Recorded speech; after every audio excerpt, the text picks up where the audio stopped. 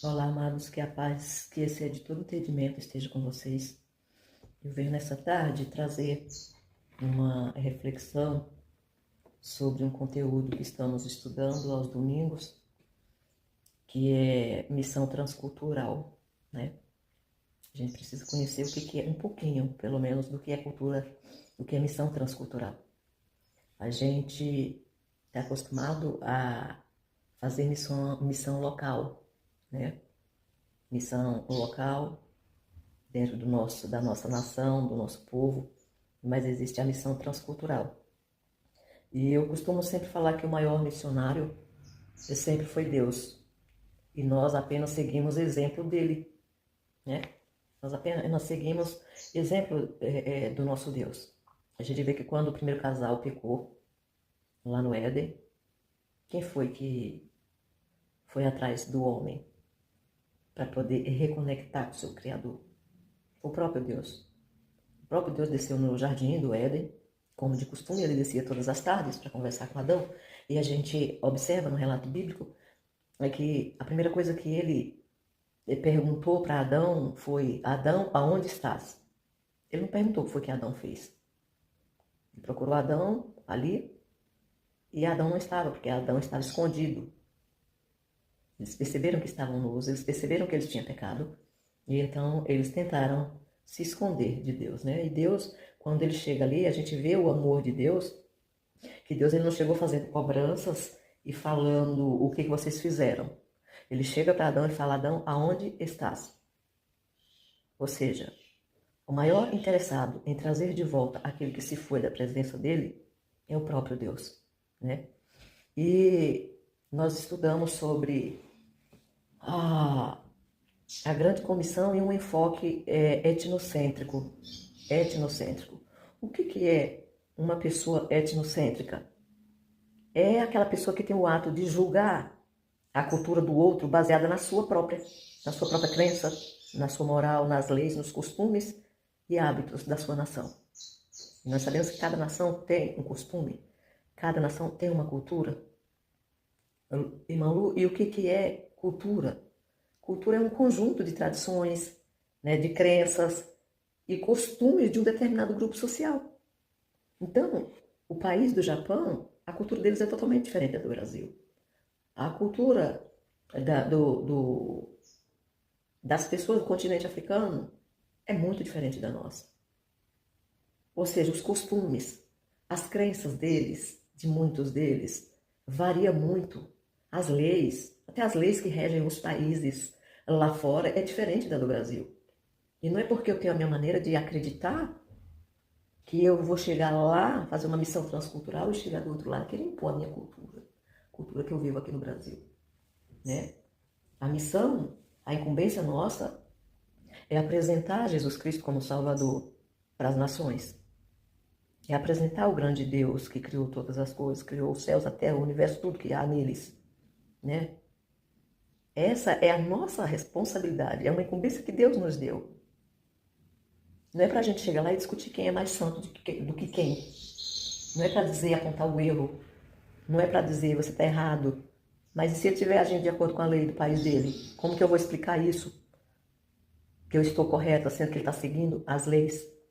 E a Bíblia diz que toda autoridade é constituída por Deus, independente de ser no Brasil, de ser no Japão, de ser nos Estados Unidos, de ser no Israel. Enfim, toda autoridade é divinamente constituída pelo nosso Deus. E se é constituída por Deus, então as leis que regem aquela nação precisam ser respeitadas. Tem um pernilongo aqui me perturbando. Mas enfim, voltando aqui. Então a gente observa que o missionário que faz missões transculturais tem que ter esse cuidado. Antes de ir para o país, tem que saber quais as leis que regem aquela nação. Tem que saber as crenças, o que predomina lá, qual a cultura deles, né? Qual é o conjunto de tradições que rege aquela nação, quais são as crenças deles, os costumes deles. A gente precisa conhecer, porque a gente não pode chegar lá e querer implantar o regime daqui do Brasil, da minha nação, numa nação que pertence ao continente africano, que as leis são totalmente diferentes da minha, né? E aí eu vou pegar um texto aqui como base para falar para vocês sobre missão transcultural. Em Mateus 16, versículo 15, diz assim: Isso Jesus falando para os discípulos dele. E disse-lhes, ide por todo mundo, pregai o evangelho a toda criatura. Né? Aí a gente vai observar a continuidade desse texto e ele diz que é para pregar para toda criatura, aquele que crê e for batizado será salvo, e quem não crê já está condenado. Né?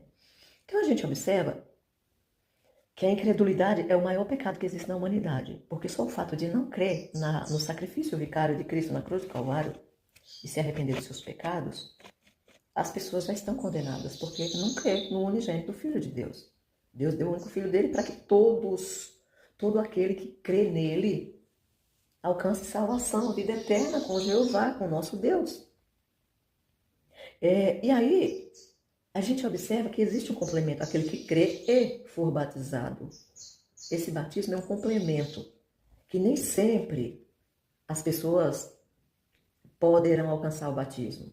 E se morrer antes? Não vai ser salvo, não, irmão Lucete? Não vai ter salvação? Tem sim. O ladrão da cruz, lá quando Jesus falou para ele, ele pediu para Jesus, Jesus concedeu salvação a ele, ele disse, ainda hoje estarás comigo no paraíso. Não deu tempo dele descer da cruz, não tinha um tanque de águas batismais lá do lado para poder ele ser batizado.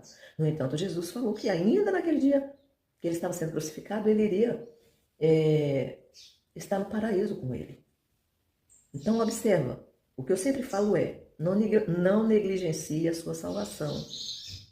Faça aliança com o nosso Deus, com o teu Deus. Mas não se esqueça desse complemento do batismo. Porque Jeová, o nosso Deus, ele sabe quando a gente tem condições de batizar, está negligenciando o batismo. E ele sabe também quem não deu tempo de se batizar, se esforçou para batizar e não deu tempo.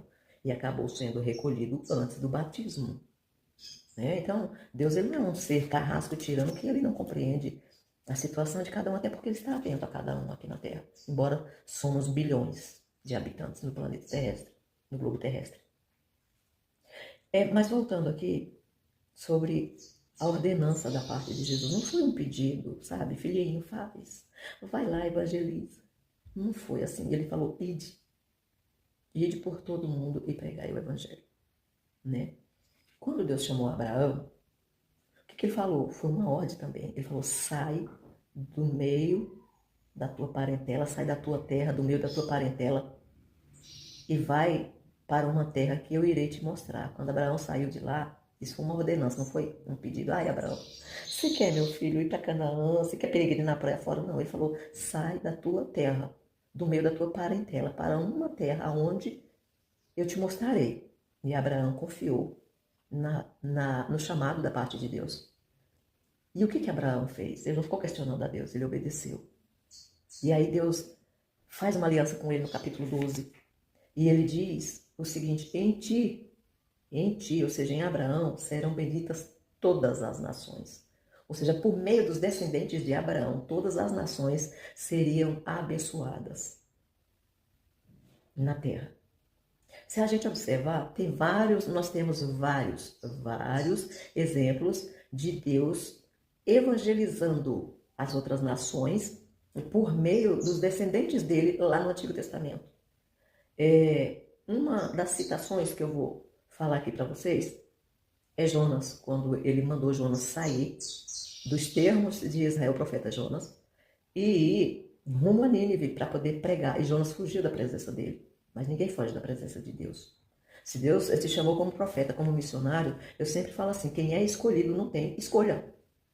E quando Deus falar, é para ir por aqui, não é para ir por lá. Se ir por lá vai dar mal, o negócio vai dar errado. E Jonas, ao invés de ir para Nínive, ele pegou o navio, comprou passagem para Tarsis, colocando toda a tripulação em perigo.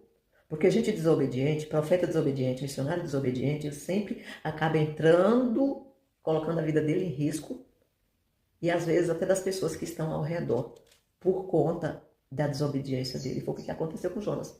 Mas resumindo aqui, no final das contas, ele acabou fazendo o que Deus queria e ele foi apregoar a sentença lá para Nínive.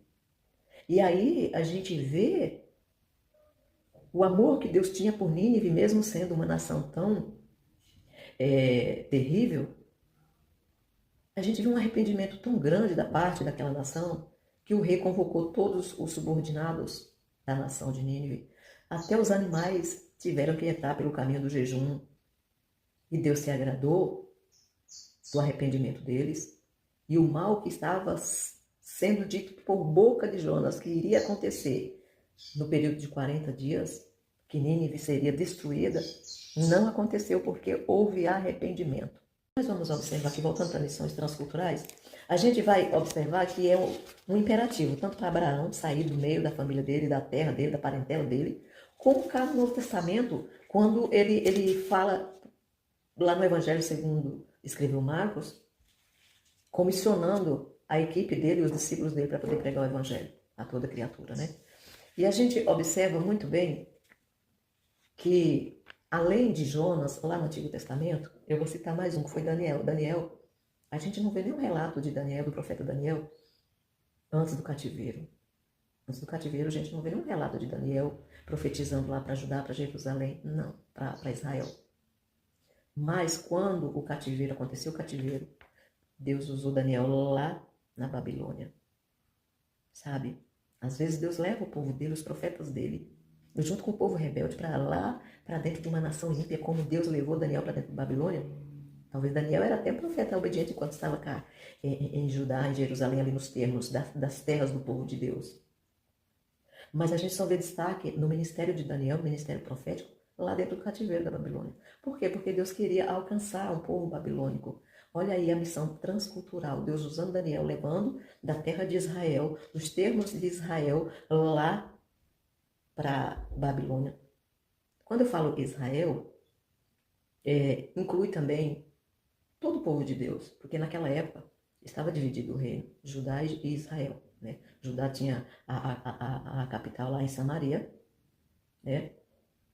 Em Jerusalém, e Israel tinha a capital lá em Samaria. Então a gente vê que foi preciso esse povo ser levado ao cativeiro e parar em uma outra nação, com os costumes totalmente diferentes de Israel, de Judá, sabe, de Jerusalém, do povo hebreu. E a gente vê que Daniel entrou na Babilônia, não permitiu que os costumes da Babilônia ferisse a santidade dele diante de Deus. E a gente vê que por meio de Daniel foi o principal que se destacou dentro da Babilônia. A gente vê que por meio da vida de Daniel, a glória de Deus foi manifesta ali na Babilônia, na vida do principal, que é o rei Nabucodonosor.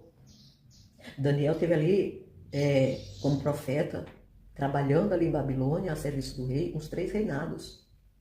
Então, a gente observa que o missionário ele é enviado da sua pátria querida, da sua nação, para uma outra nação, onde os costumes são totalmente diferentes, mas ele não precisa se contaminar com os costumes e com a cultura daquela nação. Só tem que respeitar. Respeitar. Ele respeitando a cultura, principalmente as leis daquela nação, ele está fazendo a vontade de Deus, embora seja absurda para ele. Embora não condiz com o costume da sua nação.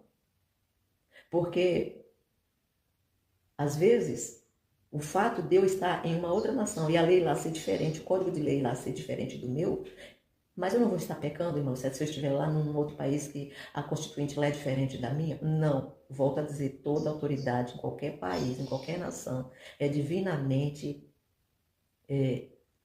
constituída por Deus.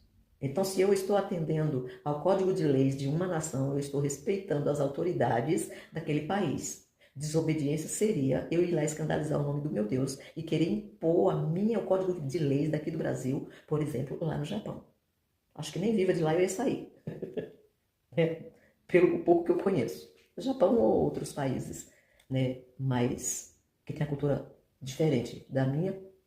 Então, nós temos essa necessidade de respeitar a cultura do outro. Nós não podemos ser, né, como eu falei aqui, etnocêntrico. Eu vou dar um exemplo aqui de uma pessoa etnocêntrica. Eu até anotei aqui umas 2 características de uma pessoa etnocêntrica. Ela julga as pessoas de maneira preconceituosa, só ela é a santa, só ela é a perfeita, mas ela vive num mundinho, no meio de um mundão. Então nós não podemos julgar os costumes, a cultura de uma outra nação baseada na nossa. Então uma pessoa etnocêntrica, ela é desse jeito.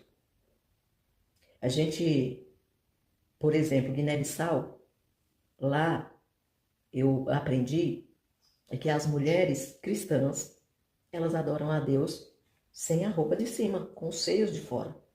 Por quê? Porque lá, nesse país, as mulheres que não são consideradas respeitadas, elas andam com uma roupa, com uma camisa diferenciada, a parte de cima diferenciada, elas se vestem. Então, quem conhece, quem vê uma mulher vestida lá no meio da rua, a parte de cima já sabe que é uma mulher que trabalha na área vamos dizer assim, da prostituição aqui no Brasil. Aqui no Brasil enxergaria uma mulher dessa como sendo uma mulher que vende o seu corpo para sobreviver. Já as mulheres de família, as mulheres que são cristãs lá, ela tem um diferencial. Ela se veste da cintura para baixo, da cintura para cima é nua. Agora, uma pessoa que é etnocêntrica, o que vai acontecer? Se ela não consegue ver aqui no Brasil uma pessoa com um brinco que já se escandaliza, não consegue ver uma pessoa com uma roupa diferente que já se escandaliza, imagina se chegar num país desse, onde a mulher sincera, a mulher honrada, fica com os seios de fora, e a outra mulher, de caráter duvidoso, se veste. Imagina o nó que ia dar na cabeça de uma pessoa etnocêntrica dessa, que acha que só a cultura dela que é perfeita, só a etnia dela que é perfeita. Então, vamos ver aqui. A pessoa etnocêntrica, ela julga de maneira preconceituosa a cultura dos outros, a experiência humana diferente da sua. Outra característica, só enxerga o mundo de acordo com a sua própria cultura e considera superior aos demais. Não existe ninguém superior não, gente. A gente está no mesmo barco aqui na Terra.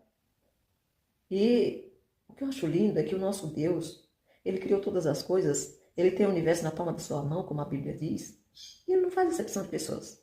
Isso é esquisitice de ser humano. É coisa de ser humano da natureza decaída. Porque aqueles que já evoluíram espiritualmente diante de Deus, não tem essas esquisitices, essas doidices não, né? Mas, enfim, a gente observa aqui que a missão transcultural sempre esteve presente no coração de Deus, né? A gente observa que Israel caminhou do Egito rumo à Terra Prometida e Israel passou por várias nações. E as nações por onde Israel passou, Deus ele fez questão de manifestar a glória dele. Por exemplo, Jericó. Jericó, quando o povo de Deus passou por lá, teve uma família que foi salva, porque protegeu os espias enviados por Deus para espiar lá a cidade de Jericó, o povo de Jericó, que foi Raabe, que inclusive ela entrou para a linhagem piedosa.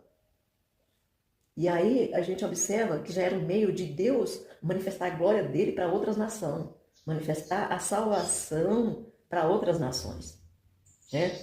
Outro dia eu fiz também uma ministração, gravei um vídeo a respeito da mulher cananeia, já cá na dispensação da graça no Novo Testamento. A mulher Ciro-fenícia, ela não pertencia ao povo de Israel, mas ela sabia dos direitos dela diante de Deus, sabia que Deus ele era um Deus transcultural, que mesmo ela não pertencendo à linhagem de Israel, ela também tinha direito das migalhas que caía da mesa do seu Senhor, né? Então nosso Deus ele é muito lindo, o amor de Deus é para com todos, ele não tem um povinho, sabe, só dele não.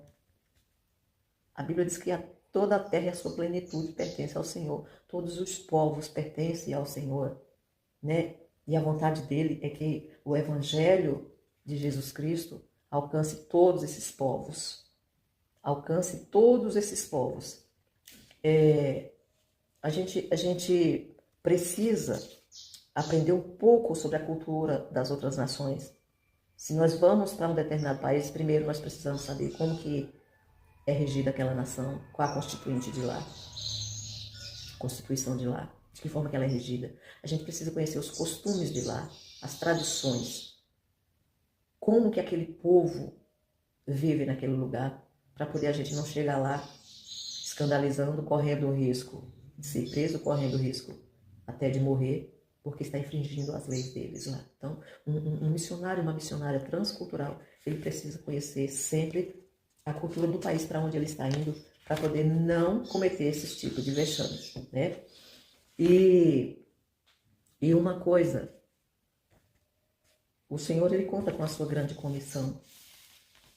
Jesus, ele comissionou os discípulos e os discípulos fez outros discípulos, evangelizaram, discipularam.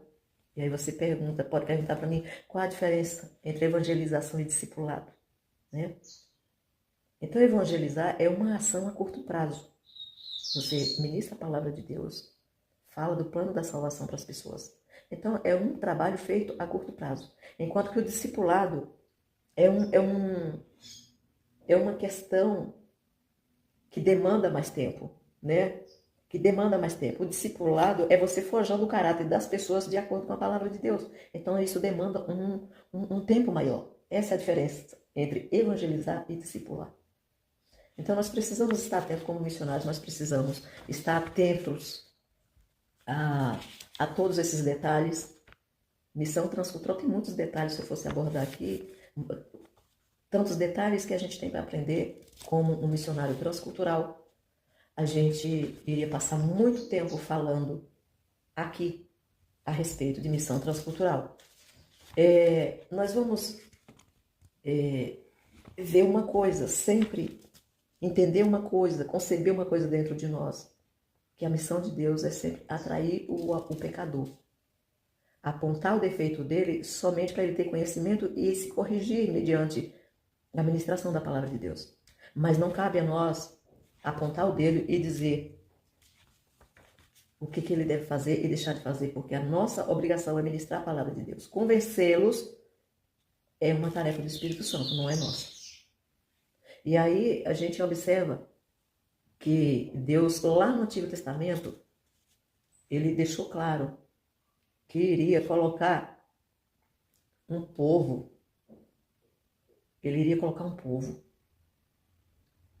em ciúmes com o povo de Israel. Por quê? Porque Israel não cumpriu. A comissão de Israel, a nação de Israel não cumpriu com o chamado da parte de Deus, como deveria cumprir. Não que Deus deixou de manifestar a glória dele. Deus não deixou de manifestar.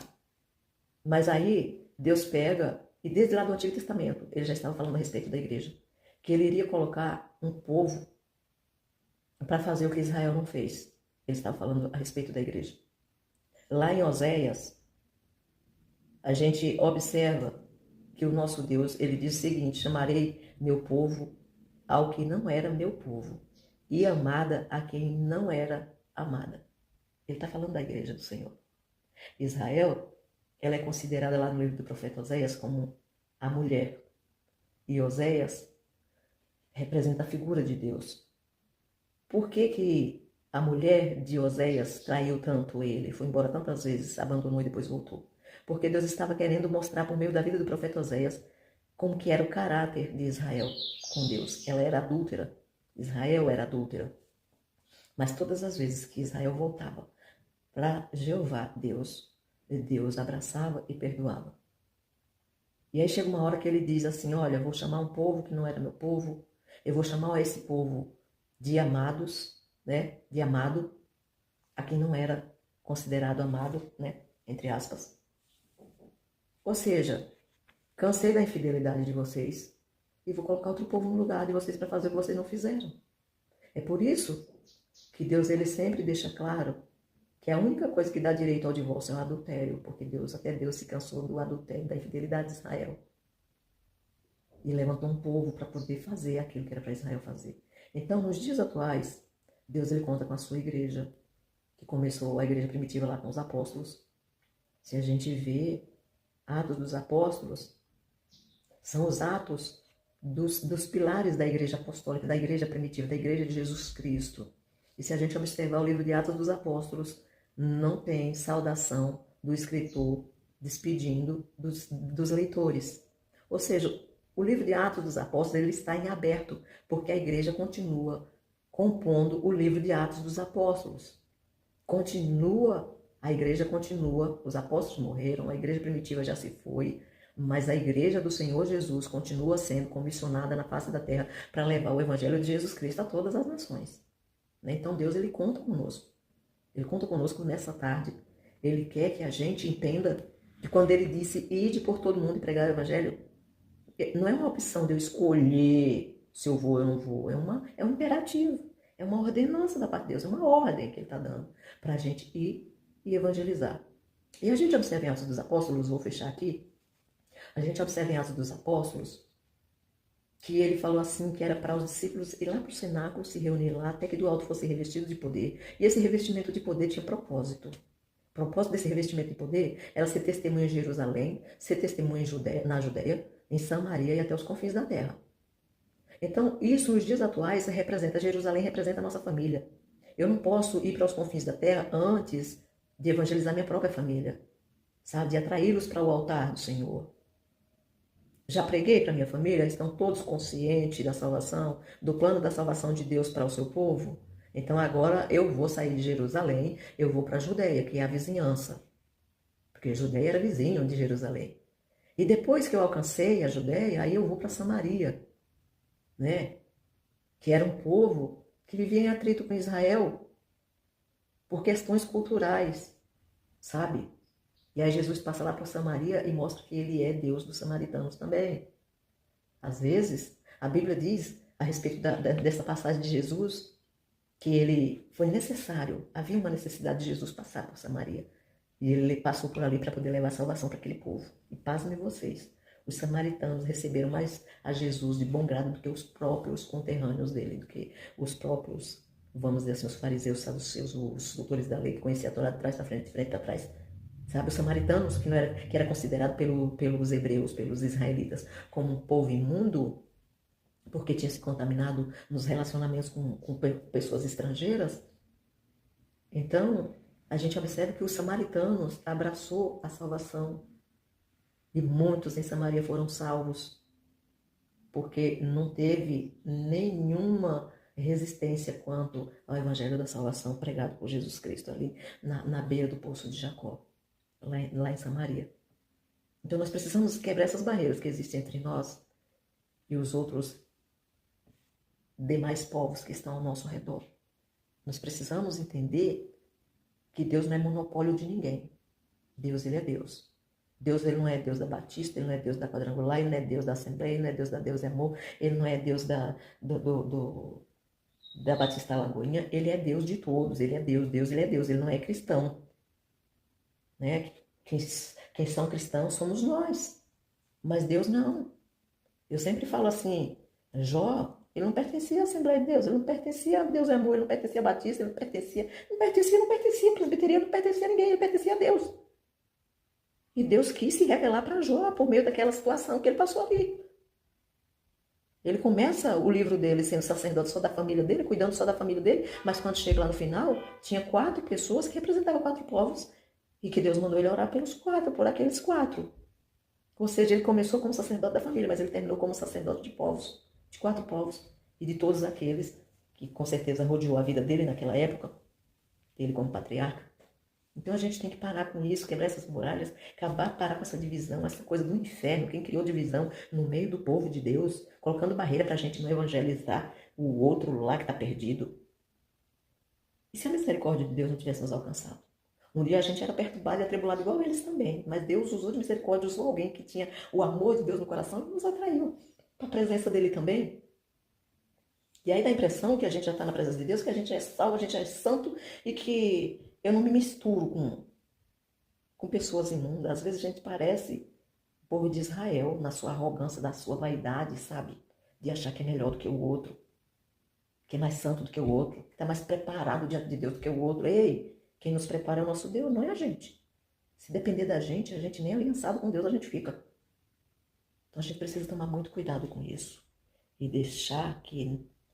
permitir que o nosso Deus nos use como instrumento dele para levar salvação àqueles que não conhecem ainda o plano da salvação. Fica essa palavra para o nosso coração. Deus abençoe a vida de cada um em nome de Jesus. Um beijo no coração de cada um de vocês.